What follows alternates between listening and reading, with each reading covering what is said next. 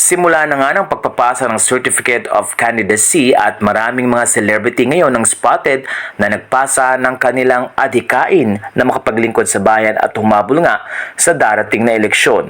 Isa na dito ang actor na si Marco Gumabaw na hahabol bilang congressman sa 4th District ng Camarines Sur. Sa kanyang pagpasa ng COC ay kasama pa ang kanyang girlfriend na si Christine Reyes na kung saan ay suportado ang plano na ito ng kanyang boyfriend na kung saan ay makapaglingkod sa kanilang bayan.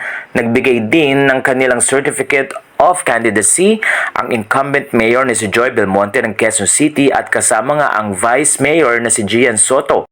Samantala, nagpasa din ang aktor na si Arjo Atayde ng kanyang Certificate of Candidacy at muling habol nga bilang 1st District Representative ng Quezon City.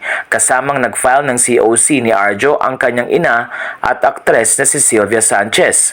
Nakita rin ang ilang mga post ng ABS-CBN na kung saan ay nagbigay din ng kanyang COC ang aktor na si Enzo Pineda kasama ang kanyang ina at pati na rin ang kanyang girlfriend na si Michelle Vito.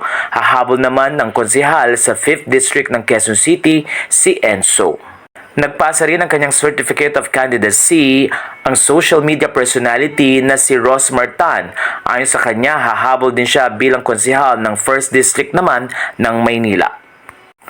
Samantala, maaga rin nagpasa ng kanilang Certificate of Candidacy ang incumbent governor at pati na rin ang kasama niyang vice governor na si Alex Castro.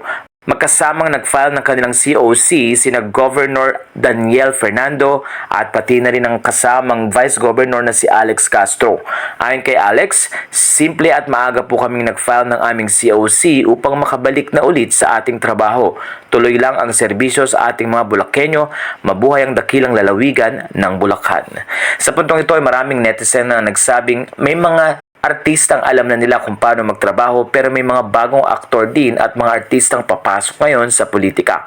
Kaya naman iniintay ng mga netizen kung ano magiging resulta ng kanilang paghabol kung makukuha ba nila ang posisyong kanilang inaasam.